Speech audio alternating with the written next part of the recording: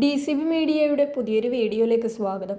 കേരള സർക്കാർ സാധാരണക്കാർക്കായി നടപ്പിലാക്കുന്ന 9 പ്രധാന ധനസഹായ പദ്ധതികളെക്കുറിച്ചാണ് ഈ വീഡിയോയിൽ വിശദീകരിക്കുന്നത്. പ്രധാനപ്പെട്ട ഈ ഒരു ഇൻഫർമേഷൻ സുഹൃത്തുക്കൾക്ക് ഷെയർ ചെയ്യുവാനും ചാനൽ ആദ്യമായി കാണുന്നവർ സബ്സ്ക്രൈബ് ചെയ്യുവാനും ഫേസ്ബുക്കിൽ കാണുന്നവർ പേജ് ഫോളോ ചെയ്യുവാനും മറക്കാതിരിക്കുക.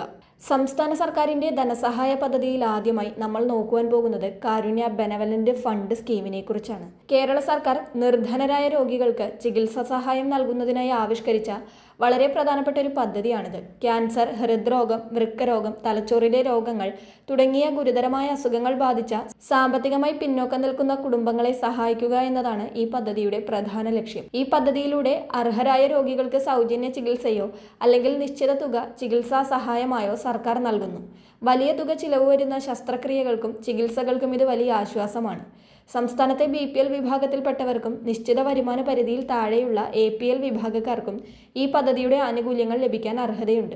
അപേക്ഷിക്കേണ്ട രീതി എങ്ങനെയെന്ന് നോക്കാം. രോഗിയുടെ തിരിച്ചറിയൽ രേഖകൾ, വരുമാന സർട്ടിഫിക്കറ്റ്, ചികിത്സാ രേഖകൾ എന്നിവ സഹിതമാണ് അപേക്ഷ സമർപ്പിക്കേണ്ടത്. പ്രധാനപ്പെട്ട സർക്കാർ ആശുപത്രികളിലെ ഹെൽപ്പ് ഡെസ്കുകൾ വഴിയോ അക്ഷയ കേന്ദ്രങ്ങൾ വഴിയോ ഇതിനെക്കുറിച്ചുള്ള വിവരങ്ങളും അപേക്ഷ സമർപ്പിക്കാനുള്ള സഹായവും ലഭിക്കും. ചില ഘട്ടങ്ങളിൽ ചികിത്സ ലഭിക്കുന്ന അംഗീകൃത ആശുപത്രികളിലെ സാമൂഹിക സേവന വിഭാഗം വഴിയും ഇതിനുള്ള അപേക്ഷകൾ പ്രോസസ് ചെയ്യാറുണ്ട്. കാരുണ്യ ആരോഗ്യ സുരക്ഷാ പദ്ധതിയുമായി ചേർന്ന് ഈ ചികിത്സാ സഹായങ്ങൾ കൂടുതൽ കാര്യക്ഷമമായി ഇപ്പോൾ നടപ്പിലാക്കി വരുന്നുണ്ട്. കൂടുതൽ വ്യക്തതയ്ക്കായി നിങ്ങളുടെ അടുത്തുള്ള സർക്കാർ ആശുപത്രിയിലോ അക്ഷയ കേന്ദ്രത്തിലോ അന്വേഷിക്കാവുന്നതാണ്. കാരുണ്യ ബെനവലന്റ് ഫണ്ടിന്റെ കാലാവധി നീട്ടി 2026 ജൂലൈ 7 അറിയിപ്പ് വന്നിട്ടുണ്ട്. കഴിഞ്ഞ 30 കാലാവധി അവസാനിച്ച ഈ പദ്ധതി 2027 മാർച്ച് 31 വരെ ദീർഘിപ്പിച്ചുകൊണ്ടാണ് ഇപ്പോൾ ഉത്തരവ് ഇറങ്ങിയിരിക്കുന്നത്. രണ്ടാമത്തേത് ലൈഫ് മിഷൻ പദ്ധതിയാണ്. ഭവനരഹിതർക്കും സ്വന്തമായി ഭൂമി ഉണ്ടെങ്കിലും വീട് നിർമ്മിക്കാൻ സാമ്പത്തിക ശേഷി ഇല്ലാത്തവർക്കും സുരക്ഷിതമായ വീട് ലഭ്യമാകുന്ന പദ്ധതിയാണിത്. തദ്ദേശ സ്വയംഭരണ സ്ഥാപനങ്ങളുമായി ബന്ധപ്പെട്ടാണ് ഇതിനായി അപേക്ഷിക്കേണ്ടത്. കേന്ദ്ര സർക്കാരിന്റെ PM ആവാസ് യോജനയുമായി സംയോജിപ്പിച്ചാണ് സംസ്ഥാനത്ത് ലൈഫ് മിഷൻ പദ്ധതി പുരോഗമിക്കുന്നത്. ആവാസ് യോജനയുടെ എംബ്ലം ഉപയോഗിക്കുന്നതുമായി ബന്ധപ്പെട്ട് സംസ്ഥാന സർക്കാർ അനുകൂല നിലപാടെടുക്കുന്നതിലൂടെ തടസ്സമില്ലാതെ കേന്ദ്ര ഫണ്ടും എത്തിച്ചേരുമെന്നതാണ് പ്രതീക്ഷിക്കുന്നത്. അടുത്തത് കാരുണ്യാരോഗ്യ സുരക്ഷാ പദ്ധതിയാണ്, അഥവാ കാസ്. ഗുരുതരമായ അസുഖങ്ങൾ വരുമ്പോൾ സാമ്പത്തിക ബുദ്ധിമുട്ട് അനുഭവിക്കുന്ന കുടുംബങ്ങൾക്ക് പ്രതിവർഷം 5 ലക്ഷം രൂപ വരെ സൗജന്യ ചികിത്സ ഉറപ്പാക്കുന്ന പദ്ധതിയാണിത്. അക്ഷയ കേന്ദ്രങ്ങൾ വഴിയോ സർക്കാർ ആശുപത്രികളിലെ ഹെൽപ്പ് ഡെസ്ക് വഴിയോ ഇതിൽ രജിസ്റ്റർ ചെയ്യാം. BPL വിഭാഗത്തിലെ കുടുംബങ്ങൾക്കാണ് ഈ പദ്ധതിയുടെ ആനുകൂല്യം ലഭിക്കുക.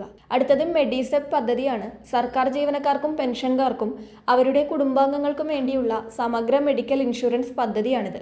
DDO മുഖേന ജീവനക്കാർക്ക് ഇതിൽ രജിസ്റ്റർ ചെയ്യാം. അടുത്തത് കേരള സ്റ്റാർട്ടപ്പ് മിഷൻ പദ്ധതിയാണ്, അഥവാ KSUM. പുതിയ ബിസിനസ് ആശയങ്ങളുള്ള സംരംഭകർക്ക് ആവശ്യമായ സാമ്പത്തിക സഹായവും സാങ്കേതിക സഹായവും ഓഫീസ് സൗകര്യങ്ങളും നൽകുന്ന പദ്ധതിയാണിത്. അടുത്ത പദ്ധതി കേരള നോളജ് ഇക്കണോമി മിഷനാണ്. അഭ്യസ്തവിദ്യരായ യുവാക്കൾക്ക് വിജ്ഞാനാധിഷ്ഠിത മേഖലകളിൽ ഉയർന്ന ശമ്പളമുള്ള തൊഴിലവസരങ്ങളും അതിനായി ആവശ്യമായ പരിശീലനങ്ങളും ലഭ്യമാക്കുന്ന പദ്ധതിയാണിത്. നോളജ് മിഷൻ വെബ്സൈറ്റ് വഴി ഇതിൽ രജിസ്റ്റർ ചെയ്യാം. അടുത്ത പദ്ധതി ASAP ആണ്, അതായത് അഡീഷണൽ സ്കിൽ അക്വിസിഷൻ പ്രോഗ്രാം. വിദ്യാർത്ഥികൾക്ക് ഇൻഡസ്ട്രിക്ക് ആവശ്യമായ അത്യാധുനിക ടെക്നോളജി കോഴ്സുകൾ കുറഞ്ഞ ചിലവിലോ സൗജന്യമായോ പഠിക്കാൻ സഹായിക്കുന്ന പദ്ധതിയാണിത്. ASAP കമ്മ്യൂണിറ്റി സ്കിൽ പാർക്കുകൾ സന്ദർശിച്ചോ ഓൺലൈനായോ ഇതിലേക്ക് രജിസ്റ്റർ ചെയ്യാവുന്നതാണ്. അടുത്തത് പ്രതിഭ സ്കോളർഷിപ്പ് സ്കീമാണ്. ബേസിക് സയൻസ്, നാച്ചുറൽ സയൻസ് എന്നീ വിഷയങ്ങളിൽ ഉന്നത പഠനം നടത്താൻ ആഗ്രഹിക്കുന്ന മിടുക്കരായ വിദ്യാർത്ഥികൾക്ക് സാമ്പത്തിക സഹായം നൽകുക എന്നതാണ് ഈ പദ്ധതിയുടെ ലക്ഷ്യം.